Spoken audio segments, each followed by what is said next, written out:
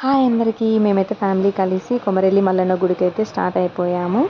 ఈ వీడియోనైతే మీరు లాస్ట్ వరకు స్కిప్ చేయకుండా అయితే చూడండి. అసలు మేము సడన్గా కొమరెల్లికి ఎందుకు వెళ్ళాము, యాక్చువల్గా అయితే కళ్యాణం చేయించడానికి వెళ్తున్నాము. ఎందుకు కళ్యాణం సడన్గా చేయిస్తున్నాము, దేవుడి కళ్యాణం ఎలా జరిగింది అనేది అయితే వీడియో మొత్తం మీరైతే చూసేయండి.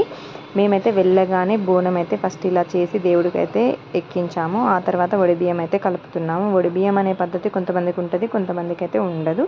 వడిబియ్యం పద్ధతి ఉన్న వాళ్ళైతే ఖచ్చితంగా కళ్యాణం జరిపించినప్పుడు దేవుడికైతే వడిబియ్యం పోస్తారు. ఇలా వడిబియ్యం పోయడానికైతే మేము 5 కిలోల బియ్యం తీసుకొని ఫస్ట్ అయితే పసుపుతోటి మొత్తం బియ్యం అన్నీ కలిపిన తర్వాత 5 జాకెట్ ముక్కలు తీసుకొని ఇలా ట్రయాంగిల్ షేప్లో అయితే ఫోల్డ్ చేసి పెట్టాము. వాటితో పాటు 5 కుడికలు, 5 వక్కలు, 5 తమలపాకులు, పసుపు కుంకుమ ప్యాకెట్లు ఒక 5, పసుపు కొమ్ములు ఒక 5 మొత్తం అయితే పెట్టుకున్నాము వడిబియ్యం మీద. వీటితో పాటు దేవుడికి కూడా మేము బట్టలు పెడుతున్నాము. ఒకసారి అలానే ఒక పంచ అయితే తీసుకున్నాము దేవుడి కోసము. మేమైతే దేవుడి కళ్యాణానికి ఏమేమి కావాలి అనేసి అన్నీ రెడీ అయితే చేసుకుంటున్నాము. ఈలోపే మా మరిది వెళ్ళి దేవుడి కళ్యాణం కోసం అనేసి ఒక టికెట్ అయితే తీసుకోవడానికి వెళ్ళారు. అక్కడ ఏంటంటే రష్ ఎక్కువ ఉంటుందనేసి ముందే వెళ్ళి లైన్లో అయితే నిలబడాలి టికెట్ కోసం. ఒక టికెట్ ప్రైస్ వచ్చేసి కళ్యాణం టికెట్ 900 ఉంటుంది. ఒక జంటని మాత్రమే కళ్యాణంలో కూర్చోబెడతారు. యాక్చువల్గా మేము కళ్యాణం ఎందుకు జరిపిస్తున్నాము అని అంటే, మా మరిది అయితే August 30కి మ్యారేజ్ ఉంది. సో దానికంటే ముందు ఇంటి దేవుడికి లగ్గం చేయించి పెళ్లి పత్రిక అయితే ఫస్ట్ది మేము దేవుడి దగ్గర అయితే పెట్టడానికనేసి వెళ్ళాము. అందుకోసమనే కళ్యాణం అయితే జరిపిస్తున్నాము. మా చేతుల మీదుగా మా మరిది పెళ్ళి అయితే చేస్తున్నాము. నేనైతే చాలా హ్యాపీగా ఉన్నా. సో అందుకనేసి ఈ కళ్యాణం, దేవుడి కళ్యాణంలో కూడా నేను మా హస్బెండే కళ్యాణానికి కూర్చుంటున్నాము.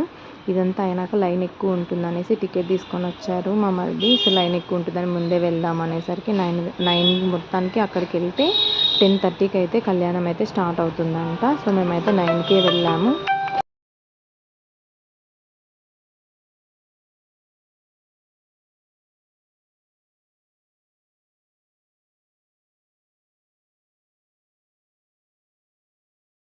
సో మేమైతే మొత్తం తీసుకొని కళ్యాణంకి కావాల్సినవి టెంపుల్ దగ్గరికి అయితే వచ్చేసాము. చాలా రష్ ఉంది, సండే కదా. యాక్చువల్గా సండేనే కళ్యాణం జరిపిస్తారంట. ఇక్కడ ఎక్కువ మంది ఉన్నారు, అందుకనేసి మేము బ్యాక్ సైడ్ నుంచే వెళ్ళాము టెంపుల్లోకి. ఫ్రంట్ నుంచి అయితే వెళ్ళలేదు, లైన్ పెద్దగా ఉందనేసి. తర్వాత మేము ఇక్కడికి వచ్చాము. చూడండి, ఇదైతే ఫ్రంట్ సైడ్ అనమాట. దేవుడు అయితే పైన కొండల మధ్యలో ఉంటాడు, గుట్ట మీద ఉంటుంది. 2 పెద్ద పెద్ద రాళ్ళ మధ్యలో ఉంటాడు దేవుడు. చాలా బాగుంది, కానీ ఫోన్స్ నాట్ అలౌడ్ కాబట్టి నేనైతే చూపించలేకపోతున్నా. చాలా అంటే చాలా బాగున్నాడు దేవుడు ఇక్కడ.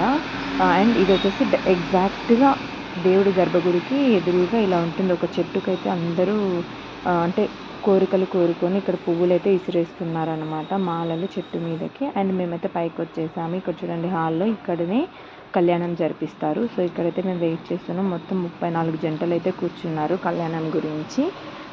కళ్యాణం మొత్తం ఒక 2 hours అయితే జరిగి ఉంటుంది. మేమైతే ఫస్ట్ వెళ్ళి ఒక 40 minutes దాకా వెయిట్ చేసాము. అంటే పంతులు రావడానికి అన్ని అరేంజ్మెంట్స్ చేస్తున్నారు వాళ్ళు కళ్యాణంకి కావాల్సినవన్నీ. కళ్యాణం కూడా ఏంటంటే మనకి నార్మల్గా ఎలా జరుగుతుందో అదే విధంగా చేశారు. ప్రతి చిన్నది చేశారు, ఏది మిస్ చేయలేదు. కన్యాదానం కూడా చేయించారు మా చేతుల మీదుగా. జీలకర్ర బెల్లం పెట్టించారు. తాళి కట్టడం చాలా అంటే వైభవంగా జరిగింది అసలు కళ్యాణము. చాలా అంటే చాలా వైభవంగా జరిగిందండి కళ్యాణం మాత్రం.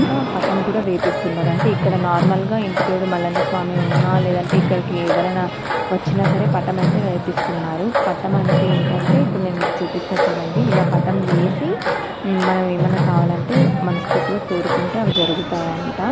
ఇక్కడ పటం వేయడానికి వీళ్ళందరూ కూర్చున్నారు, వెయిట్ చేస్తున్నారు. ఒగ్గు వాళ్ళనే ఉంటారు, ఒగ్గాయలు వాళ్ళే ఒగ్గోళ్ళే వేస్తారంట ఇట్లా పటము. సో దానికి కూడా సపరేట్గా టికెట్ ఉంటుంది. ఇలా పటం వేయించడానికి అయితే 250 రూపీస్. టికెట్ తీసుకొచ్చిన తర్వాత ఇలా అయితే వేయించాము. హస్తాలు కూడా వేస్తారు. హస్తాలు వేసి ఏమైనా కోరుకుంటే, లేదంటే మనకి ఇష్టమైన ఏదన్నా మనం మానేసి ఒక కోరుకుంటే జరుగుతుందంటే ఇలా ఉంటుంది పటము. ఆ తర్వాత మేము ఎల్లమ్మ గుడికి అయితే వెళ్ళాము. పైన కొండ మీద ఉంటుంది ఎల్లమ్మ గుడి. చూడండి, చాలా బాగుంటుంది. ఈ వ్యూ అయితే నాకు బాగా నచ్చింది, పీస్ఫుల్గా ఉంది. మొత్తం ఎటు చూసినా గ్రీనరీనే ఉంది. చాలా బాగుందండి ఈ టెంపుల్. మీలో ఎవరికైనా ఈ టెంపుల్ తెలిస్తే కామెంట్ చేయండి. నా వీడియో నచ్చినట్లయితే లైక్ చేసి షేర్ చేయండి.